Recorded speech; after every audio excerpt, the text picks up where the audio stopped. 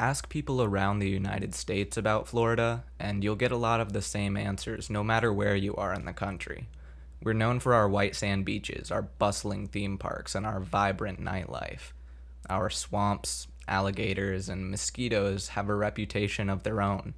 You can hardly go on the internet without seeing at least one headline starting with Florida Man, and the state has been a popular butt of the joke for as long as I can remember. That does it. South America, take it away. Lots of people talk about Florida, but the most shameful things about the state have been suppressed from the public conversation for over a century. Florida's governmental and law enforcement agencies have more than 100 years of corruption to hide because the Sunshine State has had quite a few sundown towns.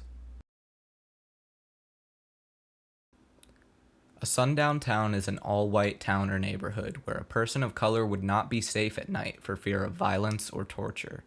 There were hundreds, possibly thousands of these towns across the continental United States in the time period between the post-Civil War Reconstruction and the turn of the 21st century, with Florida being home to at least a few dozen.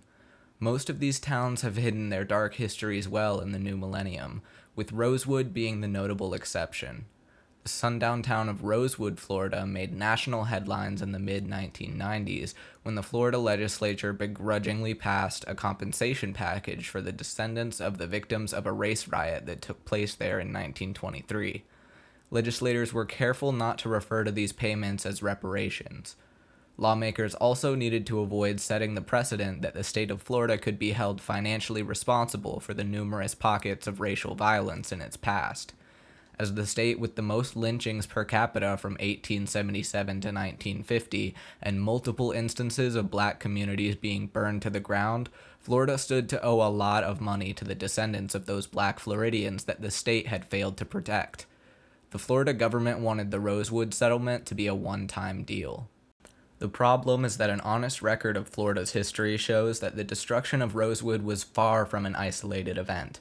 Settlements across the state drove their black communities away through a mixture of discrimination, intimidation, and outright violence and terrorism. Local law enforcement agencies did little to nothing to curb these attacks or bring justice in their aftermath, and sometimes even participated in them. Such was the case in Ocoee, a small citrus town just a few miles west of Orlando. The story of the Ocoee Massacre begins in October of 1920. In the days leading up to a highly anticipated presidential election. The white conservative base that made up the Democratic Party had gotten used to a monopoly on power in Florida, but the tides of politics had shifted significantly that year. With the ratification of the 19th Amendment, women would now be allowed to participate in Florida elections for the first time, effectively doubling the potential voting population. Knowing that women would be voting had set the Democrats on edge, so when they learned that Judge John Moses Chaney and lawyer William R. O'Neill were helping leaders in Orange County's black communities to register voters, they decided to retaliate. The local chapter of the Ku Klux Klan held rallies and marches throughout Central Florida in the weeks before the election. On the night of November 1st, 1920, as many as 500 white-hooded Klansmen marched through downtown Orlando in a final attempt to intimidate any black residents who still intended to vote. Adding to this terrorism, the Grand Master of the Florida KKK sent a threatening letter to Judge Chaney and William O'Neill. He opened his letter with, "Sir, while stopping in your beautiful little city this week, I was informed that you are in the habit of going out among the Negroes of Orlando and delivering lectures, explaining to them just how to become citizens and how to assert their rights." He ended the letter by stating, "And now, if you are a scholar, you know that history repeats itself and that he who resorts to your kind of a game is handling edged tools. We shall always enjoy white supremacy in this country, and he who interferes must face the consequences." This letter, along with the names of both Chaney and O'Neill, was also sent to members of the Ku Klux Klan across Florida with the instructions to watch these two. On the day of the election, both the Klan and the local government contributed to widespread voter suppression. Armed whites stood outside of the various polling locations to intimidate and drive off any person of color who tried to vote. For those who did not allow guns and threats to deter them, they attempted to cast their ballots only to find that their names had mysteriously disappeared from the voter registration rolls. In order to fix this, they would need to acquire documentation from the town's notary public, R.C. Bigelow, that verified that each person was truly registered to vote. Bigelow was conveniently out of town on a fishing trip that day. Fearing the very real possibility of violence, most of the would-be black voters went home without casting a ballot. Mose Norman, one of the more affluent black men in Ocoee and a community leader, would not be so easily deterred. After he was stopped from voting at his Ocoee precinct, he drove his Columbia convertible into Orlando to find Judge Cheney and seek his help. Judge Cheney asked Norman to write down the names of any African Americans whose right to vote had been infringed, along with the names of the poll workers who had denied them, so that a lawsuit could be brought against Orange County for the violation of constitutional rights. Mose Norman drove back to Ocoee with the judge's instructions and returned to his precinct along with a handful of other black citizens. The white crowd once again tried to stop Norman from voting, at which point Norman demanded the names of the workers who were denying the black citizens of Ocoee their constitutional rights, exclaiming, "We will vote, by God." The crowd responded by overpowering Norman and began to search his car. Upon finding a shotgun, the crowd began to beat Norman with the butt of his own gun as punishment for his transgression. Norman was able to escape with the help of several other would-be voters and returned to Ocoee to seek out the aid of his good friend July Perry. Perry and Norman were well known in West Orange County, both for their noteworthy financial prosperity and their influence in Ocoee's black community. After traveling to Central Florida together from South Carolina as teenagers in the 1880s, Perry and Norman were able to accumulate enough wealth to purchase their own tracts of farmland, a move that would greatly increase their financial well-being as the years passed. By 1920, both men seemed to have achieved the American dream and were wealthy enough to draw the envy of their poorer white neighbors. Norman's citrus grove was rumored to be worth as much as $10,000, a significant sum at the time, and it was common knowledge in Ocoee that anyone looking to employ one of the black labor crews needed to meet with the straw boss, July Perry. Perry in particular had a reputation as a community leader. He served as deacon in his church and regularly opened the doors of his family home to anyone in need. Mose Norman was now a man in need. He showed Perry the note he had gotten from Judge Cheney, instructing him to return to the polls and take the names of the offending workers, and related what had happened upon his return to the precinct. Painfully aware of the heightening racial tensions that had gripped Central Florida over the previous months, Perry and Norman prepared themselves for the worst. Meanwhile, the group of Klansmen responsible for Ocoee's voter suppression efforts, led by Colonel Sam Salisbury, quickly decided that Norman needed to be punished for his transgressions against the white Democrats' political monopoly in Florida. They wanted to set an example for every resident of Orange County. This is what happens to black men and women who attempt to vote. They marched down Apopka-Ocoee Road towards Norman's home, switching targets after learning that Norman had gone to July Perry for help. They surrounded Perry's home, despite having had no prior interactions with him that day, and demanded he come outside. When he did so, Salisbury immediately put Perry in a headlock, prompting Perry's daughter, Caritha, to brandish a rifle and poke it into Salisbury's stomach. A scuffle ensued and Salisbury was shot in the arm, prompting a vicious firefight between the Perry family and the lynch mob. The Perry family defended their home bravely, so well, in fact, that some say the lynch mob began to suspect that there was a larger group inside the house. Colonel Salisbury's own account of the events held that there were approximately 37 armed Negroes in the house. 2 white men were killed as they tried to enter through the back door: Elmer McDaniels, the local school bus driver and a veteran, and Leo Borgard, also a veteran.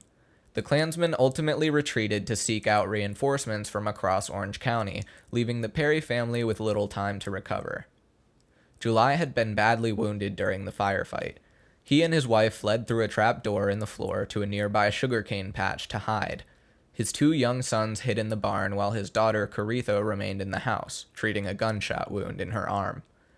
Meanwhile, news of the events was projected on a board in Orlando normally reserved for election results, prompting hundreds of people to rush to the small settlement. Around 50 cars full of Klansmen stormed into Ocoee from the surrounding towns. For those who might be wondering where the police were during all of this, they were storming into Ocoee from the surrounding towns. Colonel Sam Salisbury was himself the former police chief of Orlando, and by his own estimate, 90% of the law enforcement officers, judges, public servants, and lawyers in Ocoee and Winter Garden were members of the Klan. Orange County Sheriff Frank Gordon was allegedly also part of the lynch mob that attacked July Perry, as was Deputy Clyde Pounds, who was reported to have deputized up to 20 men who took part in the killing. Rather than simply turning a blind eye to the violence, the law enforcement officials were active participants in the lynch mob and the massacre that followed. Historical accounts recorded by a former Ocoee mayor note this as the moment where control of the mob allegedly shifted from the Ocoee citizens to the outsiders who had poured in from nearby areas. This is likely somewhat true, as the presence of hundreds of armed men shouting epithets like, "Where are the goddamn?" or "I've come to kill a goddamn," would have fueled a mob mentality that would have been impossible for the locals to control. Still, history should keep in mind that it was the residents of Ocoee who began the lynch mob, and many participated in the mass murder that stained that night with so much innocent blood. The mob moved from house to house in the northern quarters, setting them each ablaze and shooting anyone who tried to escape the flames. Official records and newspaper reporting placed the death count between 3 and 5, but accounts from survivors recalled a death toll as high as 60. The white mob burned the Masonic Lodge, the school, and the Ocoee African Methodist Episcopal Church, destroying the northern quarters entirely. No sign of the church remains today. The southern quarters, the remaining black community in Ocoee, was spared from being burned, but all of the residents had to leave immediately if they wanted to live. Most were forced to give up all of their land and possessions, though a few were ultimately paid a small fraction of what their land had been worth. After that night, Ocoee wouldn't have a single black resident for more than half a century. July Perry, still badly wounded with his right arm nearly blown away, was quickly discovered in a nearby sugarcane field. According to official records, he was brought to the Orlando General Hospital for treatment of his gunshot wound before being taken to jail, but some of his family later maintained in interviews that he was dragged behind a car through the streets of Orlando before eventually being lynched. According to those who say he was taken to the jail, a lynch mob descended on the jail in the early morning and took the keys to the cells from the officer on duty. The mob dragged the nearly dead Perry behind a truck to the Orlando Country Club and hanged him from a large oak tree near the home of Judge Cheney. The crowd then riddled Perry's lifeless body with bullets and left him to hang there with an accompanying note: "This voted." Their message was clear. Floridians would not allow white supremacy to be weakened or questioned in any way. For 18 years after 1920, not a single black vote was cast in all of Orange County. The first thing I wanted to know after learning of the Ocoee Massacre was what the city of Ocoee, the government of Orange County, and the state of Florida had done to bring justice in the century that has passed since those terrible crimes. I knew an immediate reckoning would be too much to hope for given the prevailing social norms among whites at the time.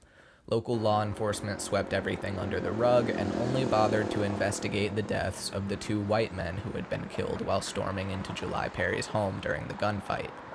When the FBI was persuaded to investigate the incident, they sent 3 agents from the nearby states of Georgia, North Carolina, and Tennessee to Ocoee to interview those alleged to have been part of the lynch mob. Those agents informed the townspeople that they were in sympathy with Ocoee and were investigating only to clarify the events, not to punish anyone for breaking the law. The investigation resulted in a letter signed by 3 prominent citizens of Ocoee, Will Pounds, Dr. Jensen, and Dallas Worst, which stated that both Mose Norman and July Perry were troublemakers and undesirable as members of the community. Nothing more ever came from the investigation. When Lester Dabbs Jr., a student at Stetson University, wrote to the associate director of the FBI in 1969 while researching the massacre for his thesis, the director informed him that the FBI had no records of any such investigation taking place in Ocoee in 1920. When Dabbs asked the Orange County sheriff of the time, who had been a deputy in 1920, about the Ocoee Massacre, the sheriff responded that, in his memory, no such event had taken place. Years passed and the memory of the massacre faded from the public consciousness, but the sundown town of Ocoee and its white residents remained. Florida continued to see its white population exert dominance in the political, economic, and social spheres. The decades following the Ocoee riot saw the town struggle to dig itself out of the financial disaster created by the mass exodus of much of the local population. Conditions started to improve by the time State Road 50 was constructed through Ocoee in 1959, but the racist attitudes that held sway over the town had hardly disappeared. Colonel Sam Salisbury, the leader of the lynch mob that killed July Perry, was elected as mayor of Ocoee through much of the 1950s, and it wasn't until the 1960s that the town's infamous sign warning, "Dogs and Negroes Not Welcome," was removed. It could be argued that the tenure of Lester Dabbs Jr., first as city commissioner and then as mayor of Ocoee, helped improve the town's strained relationship with its own history, but even he had said to the Orlando Sentinel that the event should be left in the past. He was quickly replaced by Scott F. Vandergrift in 1992. Vandergrift had argued that Dabbs' thesis was poor and would go on to accuse the Democracy Forum, a group founded in Ocoee in the late 1990s dedicated to uncovering and spreading the truth about the Ocoee Massacre, of looking to exploit something.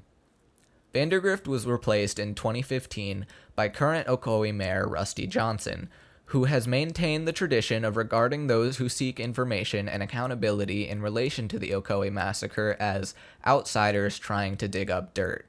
In 1920, the town claimed that it was outsiders who were responsible for the racial tensions spiraling out of control. In 2020, those in charge of the town still pointed the blame to outsiders, people they would claim aren't giving Ocoee and its residents a fair shake, and blaming it for a racial massacre that none of those currently living in the town were alive to see. When interviewed in late 2020 by a local news station, Mayor Johnson affirmed that he would not apologize for the events of 1920 personally or on behalf of the city, stating, "I told you, I didn't do anything. I will say I am sorry for what happened. None of us were there. I wasn't there." Mayor Johnson's family first moved to Ocoee in 1955 during Sam Salisbury's years as mayor, back when the town still bore its "Dogs and Negroes Not Welcome" sign with pride. He acknowledged that Ocoee was an all-white town throughout much of his life, but still took offense to any suggestion that he and his wife were racist. His wife, whose maiden name was Marilyn Pounds, is the daughter of Edwin Pounds and the granddaughter of Clyde Pounds, the same deputy sheriff who took part in leading the lynch mob that killed July Perry. Mayor Johnson said that he was unaware of the family's connection to those events, as no one ever brought it up. Instead of outright accusing the mayor of racism, I would ask Mayor Johnson and his wife to think about the ways in which growing up in a town that was noticeably all white may have shaped their perceptions about what a community should look like and how it should function. In fact, I would challenge people across Florida and even across the United States to ask themselves that same question. Mayor Johnson's reaction is not a unique one and is incredibly common among white Americans. I've been guilty of a similar reaction myself whenever friends would link the violent, state-sanctioned racism of the past with the conditions of the world today. Often my replies were along the lines of, well, yeah, all of that stuff was awful and I don't want it to happen again, but that all happened before my parents were even born. It wasn't my fault. What can I do about it?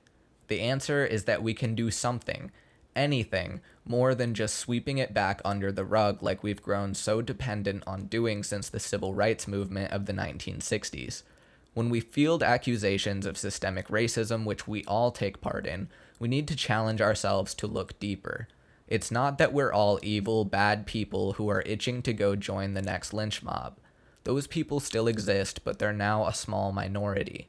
But even the most open-minded, loving white people in Florida still grew up in a community that had quite literally been shaped by racism in the decades prior. It is difficult, if not impossible, to spend your formative years in such an environment without it having some impact on your core beliefs about what your community should look like and what roles each demographic should play in it. Challenging your core beliefs is hard. It's really uncomfortable. It becomes unbearably uncomfortable when doing so would put you at the risk of falling into the category of racist and therefore make you a bad person.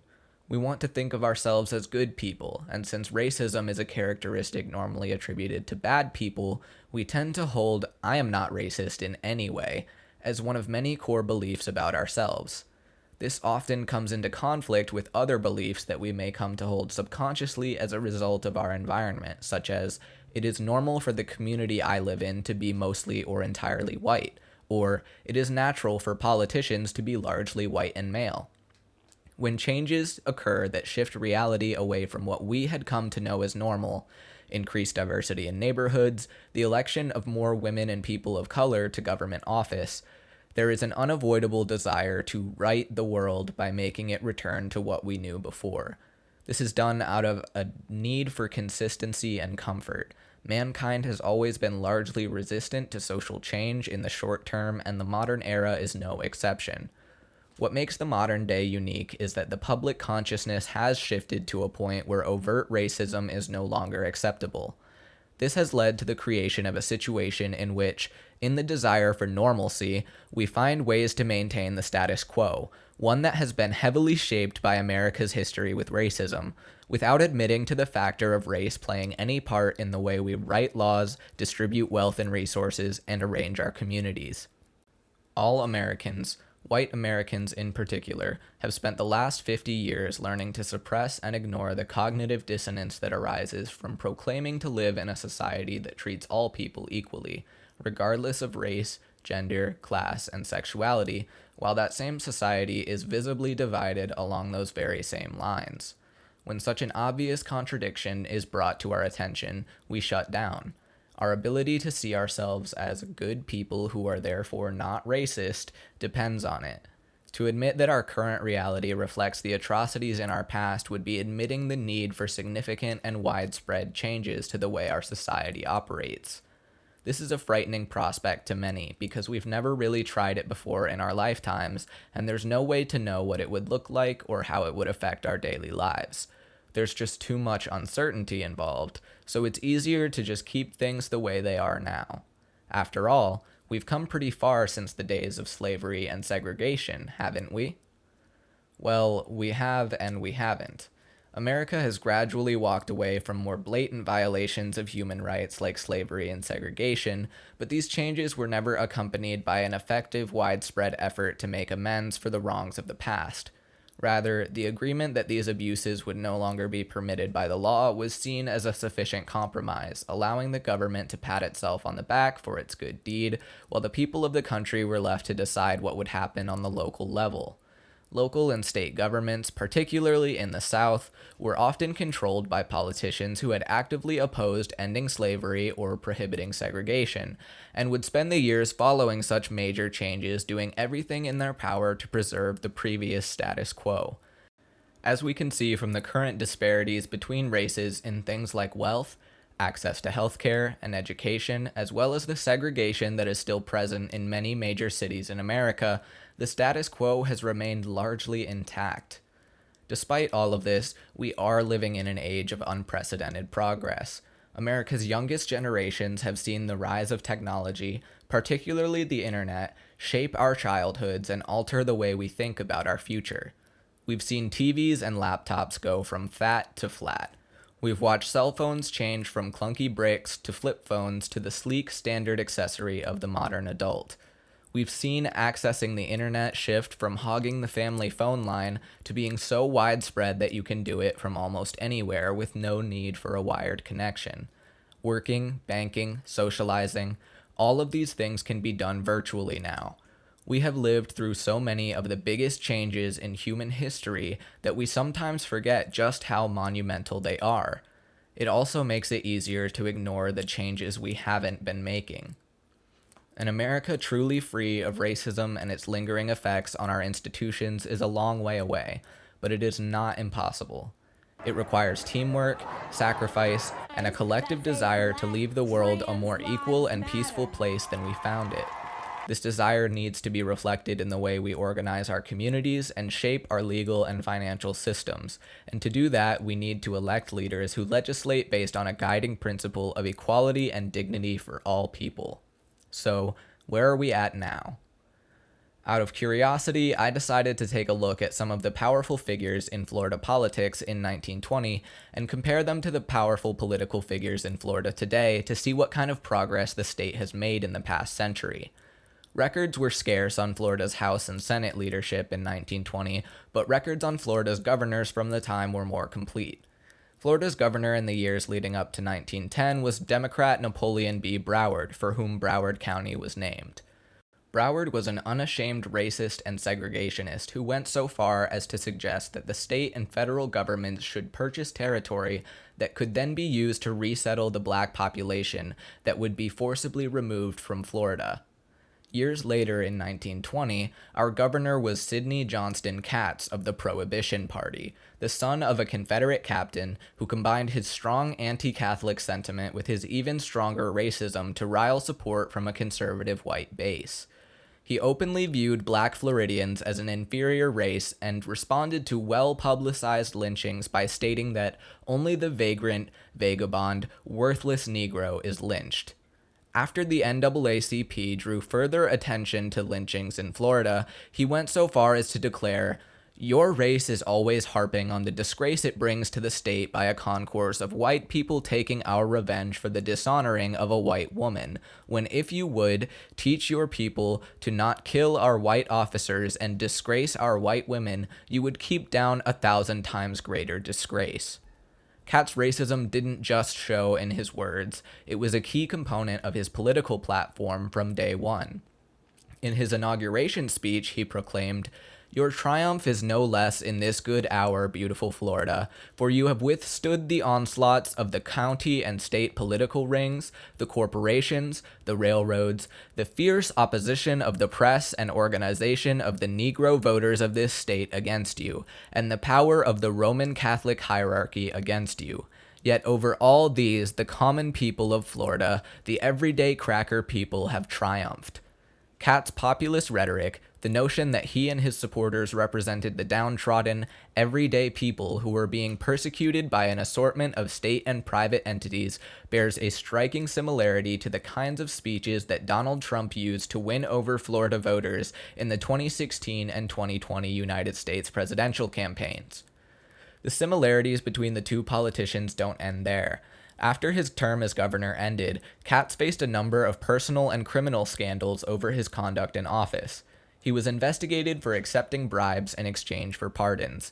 The next month, a federal warrant was issued against him for the involuntary servitude of 2 black people forced to work on his plantation in northern Florida. He allegedly cried, "My enemies won't let me alone," when he was arrested, but later expressed confidence that he would be acquitted.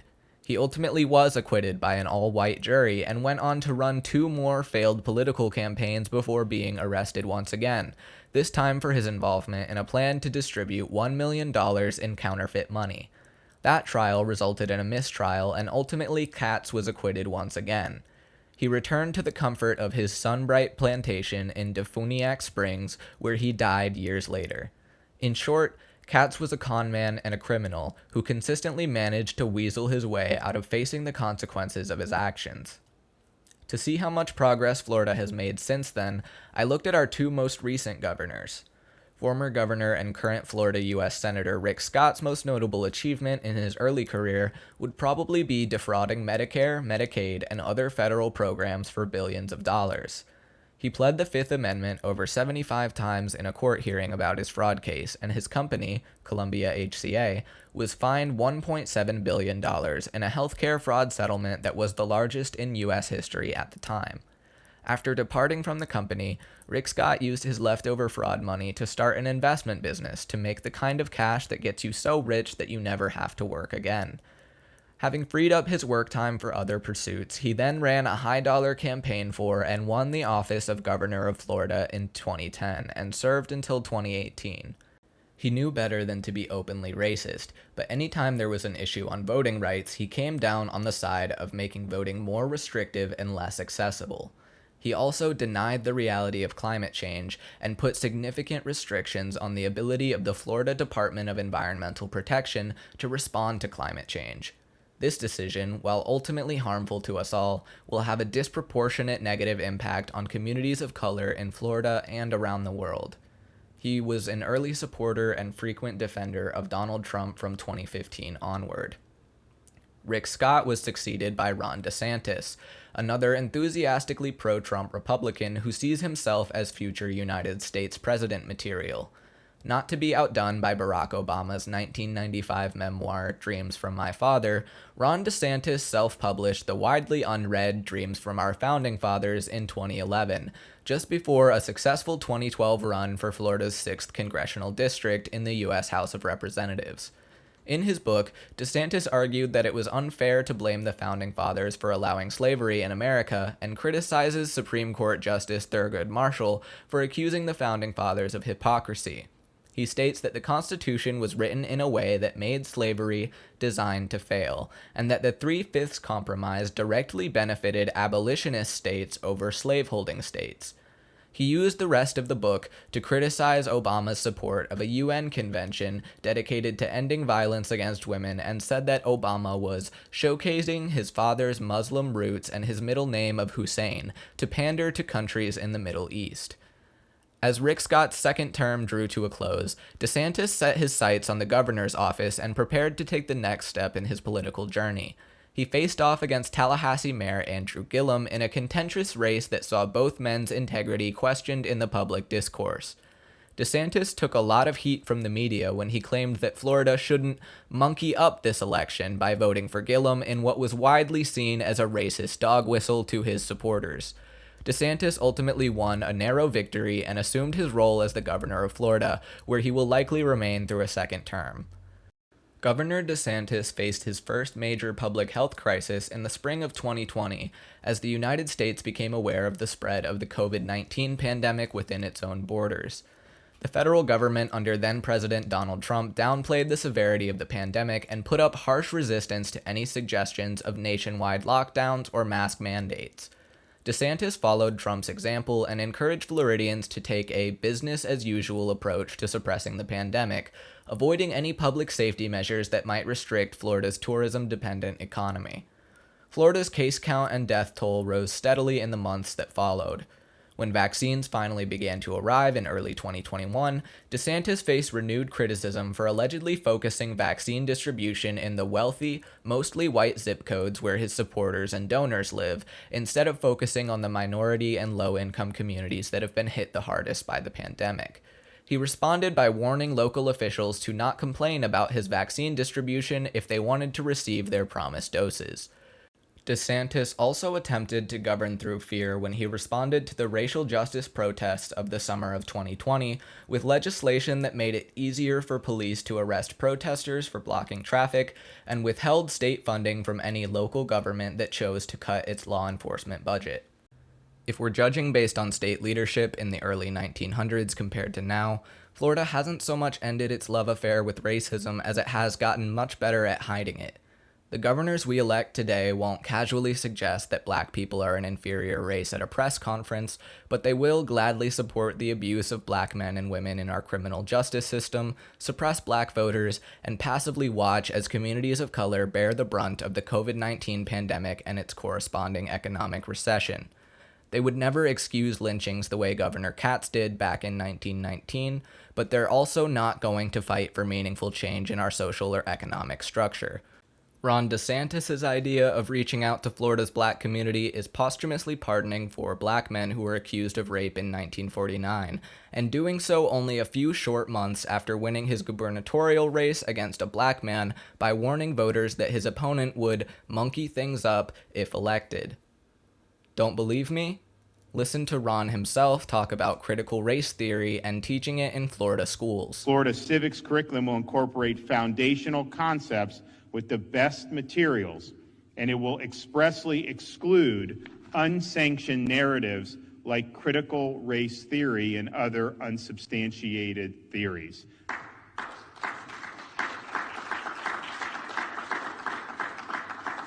Let me be clear, there's no room in our classrooms for things like critical race theory. Teaching kids to hate their country and to hate each other is not worth 1 red cent of taxpayer money. So Ron probably won't be showing this video or anything like it in Florida schools, which is pretty much par for the course from when I was still in Florida's public schools. Slavery and segregation are certainly covered in today's curriculum, but they are usually covered in a way that suggests that those issues took place in the past and were sufficiently dealt with in their time. We learn about those things as historical events, not as factors that continue to influence American society to this day. Harsh criticism of the Confederate States of America is generally avoided so as not to offend any students or parents who may have family ties to the Confederacy. As a result, we continue to perpetuate the half-truth that the Civil War was fought over states' rights, and not specifically over the states' right to continue the practice of slavery, as was expressed in many Confederate States' declarations of secession and subsequent constitutions. This carefully curated version of Florida's history is easily contradicted by historical documents and does not stand up to even mild scrutiny. Cherry-picking the least offensive parts of your state history to present to students might have worked in the 20th century, but the rise of the internet through the 21st century has made it easier for students to access a variety of sources and learn things about Florida's history that the state would prefer to be left in the dark. Conservatives like Ron DeSantis now have a difficult balancing act to maintain as the younger generation continues to skew progressive and demand more accountability from government. In 1920, the governor could be an outspoken racist without suffering any political consequences. Frankly, it probably would have helped his chances in the general election. In 2021, outspoken racism could drive away enough moderate voters to cost a candidate the election, so overt racism is no longer politically viable. To keep his base loyal and happy, Ron DeSantis needs to come up with policies that either help big businesses and wealthy donors or negatively impact people of color. The ideal policy accomplishes both, like his choice to focus vaccine distribution in wealthy white neighborhoods. The key to getting away with things like this is plausible deniability. It's important that race isn't mentioned at all in the policy, but that race does affect the way that the policy is implemented. These policies also deal significant harm to low-income white Floridians, but this side effect is usually overlooked by politicians and many of the affected citizens. On the rare occasion when public outcry over racism and Florida's history of racial violence is significant enough that the government is forced to act in some way, the goal is to offer acknowledgments, recognition, and small changes until the public is satisfied, while avoiding major changes to Florida's socioeconomic status quo. Malcolm X once famously said, "The white man will try to satisfy us with symbolic victories rather than economic equity and real justice." DeSantis' posthumous pardon of the Groveland Four is one such symbolic victory, but this behavior is hardly unique to Florida. The response by the federal and state governments and large corporations to the racial and social justice movements of the 2010s illustrates this phenomenon with painful clarity. American media makes a spectacle out of having more women and people of color in leadership roles, having more diverse casts in entertainment, and in making traditional underserved communities feel recognized. That's not to say that these things aren't good. They are good for society, but we ultimately do these communities a disservice when we stop there and don't look to take any further action when further action is clearly needed. Giving marginalized communities special recognition admits that we understand that these groups of people face unique challenges that often come from the government policies and social norms of our previous generations. What good is it to recognize these difficulties unless we are actively looking to remedy them? Acknowledging their existence while taking no meaningful action towards a solution suggests that we are fine with those challenges being there because they keep each group in their proper place in the social order. Nothing can be done that would significantly harm the interests of those at the top because they are where they belong, and so are you. The most we can offer is recognition. For a specific example of this, we can look at how the city of Ocoee and the state of Florida responded to a new awareness of the Ocoee Massacre that grew over the past few decades as the 100-year anniversary of the event approached. The group Democracy Forum came to be in the late 1990s after Curtis Michelson helped Otis McCaster get a job working at a radio station in Ocoee. McCaster was followed by Ocoee police on his way to work for 3 consecutive nights before he abruptly quit, declaring, "Ocoee is not a place for a brother." This reaction left Michelson puzzled and concerned, and he ultimately joined with a few other local activists to form Democracy Forum. In searching to understand exactly why Ocoee was not a place for a brother, the group discovered new details about the town's history and the 1920 massacre that had spent 3 generations fading from memory. While the white community of Central Florida may have quickly forgotten the violence, the black community of Central Florida still knew Ocoee as a sundown town, somewhere you wouldn't want to be caught alone after dark.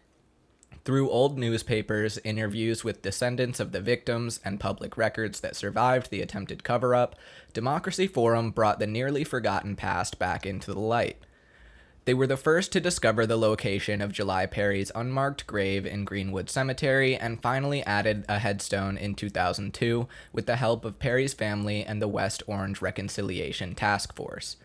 The group has continued to raise awareness in the years since in an effort to transform Ocoee into a city capable of acknowledging and possibly even atoning for the racial brutality that shaped the town for a century. To their credit, Ocoee and the state of Florida have taken small steps in the right direction. In 2018, the Ocoee City Commission issued a formal proclamation that acknowledged the massacre as a defining event in the town's history. In 2020, Florida State Senator Randolph Bracy introduced a bill that would require the history of the Ocoee Massacre to be taught in schools throughout the state. By arming the next generation with knowledge and history that has been kept from Floridians for decades, progressives hope to build a Florida for the future that can heal the deep racial wounds of the past. Actions like these are important first steps on the journey towards a compassionate, just, and integrated community. But will Florida continue to walk that path? Taking a closer look at Florida's history, it would seem that the state hasn't so much walked the path towards progress as it has been unwillingly dragged towards changes it would have happily avoided otherwise. In a society that adheres to the rule of law, the perpetrators of such a violent massacre would have been promptly arrested, put on trial, and imprisoned while local law enforcement worked to return stolen property and lost value to the victims. The Floridians of 1920 did the exact opposite of this. The crimes were covered up or ignored, the stolen land was sold to new white owners at bargain prices, and the government and law enforcement across Central Florida did their best to wash their hands of the incident as soon as possible. Local newspapers like the Orlando Sentinel reported only the white casualties and insinuated that the black community had been responsible for the riot. The Floridians of today might be willing to admit that the Ocoee Massacre happened and teach the history of it in schools, but according to the Florida government, they are just as committed as the Floridians of 1920 to ensuring that no economic justice will be delivered. The state legislature's response to the original version of Senator Bracy's education bill is incredibly telling. The original bill was intended to provide reparations, a dirty word in U.S. politics, especially in the South, for the descendants of the black residents of Ocoee who lost their property and livelihoods as a result of the massacre. During an interview with a local news station, Senator Bracy admitted that a leader in the Florida Senate had told him directly that they would support the educational portions of his bill, but that any attempts to financially repair the victims of the massacre would be dead on arrival. The bill passed without reparations, and the state congratulated itself for providing justice, and the Ocoee Massacre faded back into the background as the news shifted to cover the never-ending emergency that had been the year 2020. After all, suffering in the present is more newsworthy than suffering in the past. But if we want to understand the pain being brought on by our present crises, then we need to have an honest relationship with our history and link the consequences of past actions to the circumstances we find ourselves in today. Systemic issues can only be dealt with in the present, no matter how deeply rooted they are in the past. In the fall of 1920, Ocoee was a growing, majority black community building its income through Central Florida's booming citrus trade. A handful of black citizens even owned their own land and were beginning to accumulate wealth that could be passed on to their children, offering a pathway into the middle class for families only a generation or two removed from slavery. If left alone, it's safe to assume that Ocoee's black community would have continued to prosper as residents increased their wealth and invested it back into their neighborhoods. Unfortunately, Ocoee's black community was not left alone. On November 2nd, 1920, they were driven from their burning homes and chased into the night by an armed mob, taking with them only what they could carry as they fled into the swamps. Those who weren't killed outright were forced to begin their lives anew in neighboring towns without a penny to their name. Even now, 100 years later, those families are still feeling the economic effects of their ancestors' displacement. The land that was illegally taken and resold has an estimated worth of about $9 million today. That's a lot of money that the families of the victims of the Ocoee Massacre will likely never see. In a situation where true justice cannot be served, both the perpetrators and the victims of this massacre have long since passed away. The closest we can come to righting the wrongs of the past would be to financially repair the families that were negatively affected by the killings. According to the Florida legislature, however, such action is not even up for debate. Now, even though I want to assume that the state of Florida's history of racism and Confederate sympathy is what's getting in the way of reparations, I want to give my home state the benefit of the doubt and look at things from a purely economic standpoint. Senator Bracey's bill intended to create a $10 million fund for the state to pay reparations to the descendants of the victims of Ocoee. The state of Florida's proposed budget for 2021 came in at $91.4 billion, so the reparations fund would account for approximately 0.01% of that. $10 million is no small sum of money, but it's pocket change when compared to the overall state budget. The real problem with acknowledging that reparations are necessary in the wake of the Ocoee Massacre is that it starts a conversation that the state of Florida really doesn't want to have, even though we've technically already had it before with Rosewood. If Ocoee were to follow Rosewood in the creation of a compensation fund for victims of racial violence, that would start a pattern, and Florida would see other towns with violent past like Elfers or Southport being held accountable for their own crimes. Many of these are small towns that wouldn't be able to provide the funds for reparations on their own, so the financial responsibility would end up falling to the state of Florida. From there, the state can either decline to provide reparations and deny justice, provide reparations and take on the economic strain of their implementation, or try to pass the responsibility up one level higher to the United States government. In that case, there would be at least 40 other states with their own sundown towns and histories of racial violence that would be furious with Florida for taking the issue of reparations to the national stage and opening them up to greater scrutiny.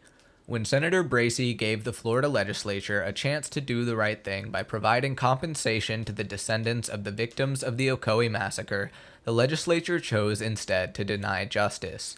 It is up to us to change their mind. So how do we convince the Florida government that reparations are necessary? To me, there seem to be two main ways to go about this: lobbying the politicians directly and reaching out to the people of Florida themselves. Lobbying politicians directly would probably be the fastest route to change, but lobbying requires money, usually lots of it. Since this particular situation involves families that were deprived of their wealth through violent terrorism, money for this cause is hard to come by. The more negatively a family was affected by the massacre, the less likely their descendants would be to have the money for political lobbying or legal representation. By comparison, those who participated in the massacre got to keep their wealth and added to it through the illegal sales of the stolen property, setting up their descendants to have easy access to wealth and credit and giving them the potential to have a much greater say in Florida's future politics. Sam Salisbury did well enough for himself to become mayor of Ocoee and live comfortably until he died. He never went to jail for his crimes, and the only people who ever were arrested in relation to the massacre were July Perry and his wife and daughter after they fled to Tampa. Former Confederate Captain Bluford M. Sims was responsible for the sale of a number of stolen plots of lands, one of which likely belonged to the recently killed Perry. Bluford Sims was an influential founding member of the Ocoee community and had been hired as the teacher at the first school in Apopka, giving him the opportunity to warp hundreds of children's understanding of Florida's history and lay the groundwork for Ocoee to eventually become a sundown town. The road that runs past City Hall and Stark Lake in Ocoee is named Bluford Avenue in his honor, so that the townspeople of Ocoee can still remember him today. The old and new collide often in Ocoee, as they do across Florida and in towns across the United States, but these collisions are easily missed. If you visit the former site of the AME Church, it looks like just another intersection in a web of streets and suburbs that grows by the year. July Perry's former property is now just another stretch of brush waiting to be cleared along Apopka-Ocoee Road, though a barbed wire fence now separates passerby from what was once a refuge for travelers in need. James and Annie Hameter's former property is used as a dump for plant waste, and Mose Norman's former property is now occupied by a construction business. These are the sorts of ties to history that you have to go looking for, but some of Ocoee's connections to the past are more readily visible in the modern day. It's easy to see new $50,000 trucks rolling past houses that look like they've been there since cars were invented.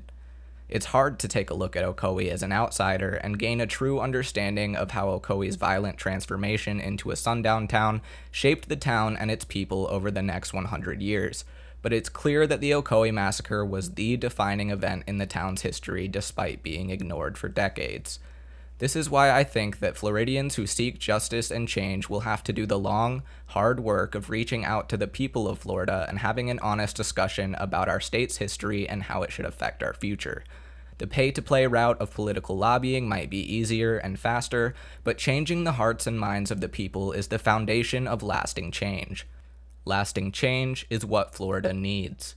Lasting change is what men like July Perry fought and risked their lives for, and lasting change is what the people of Florida deserve.